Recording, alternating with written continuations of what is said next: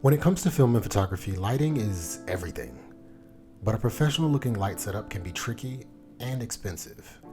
My name is Christian Emil, owner of Darkroom Media Studios, and today I'm going to show you how to light like a pro without breaking the bank.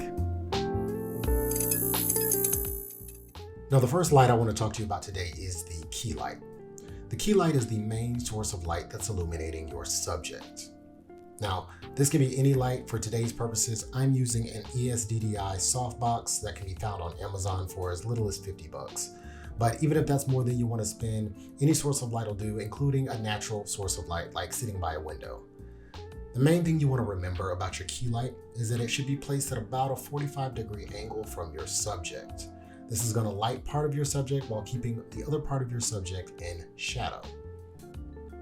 Now, the other thing that's important to know about the key light is it should be heavily diffused. So if you're using an artificial source of light, make sure that you have some type of covering that's going to diffuse that light and soften the shadows that it creates.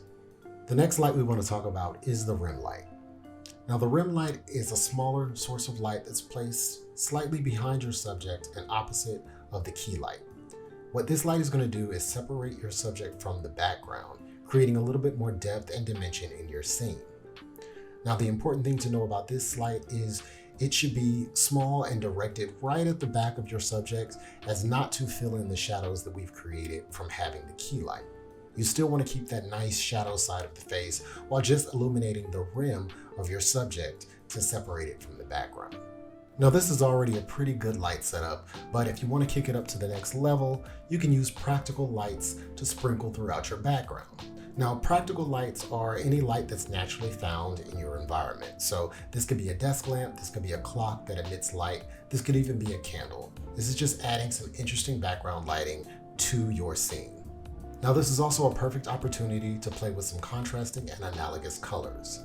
Teal and orange is probably the most common contrasting colors you see in TV and film. But you can really play with this and use any combination of colors that fit your scene. A helpful tip when it comes to contrasting color is to take a look at the color wheel. Colors that are opposite from each other are contrasting. Colors that are right next to each other are analogous, and both can work. It just depends on the mood that you're trying to set in your scene. That's pretty much all I have for you today. I hope that was helpful. I'd love to hear your feedback, so let me know in the comments, and I'll see you in the next video. Peace.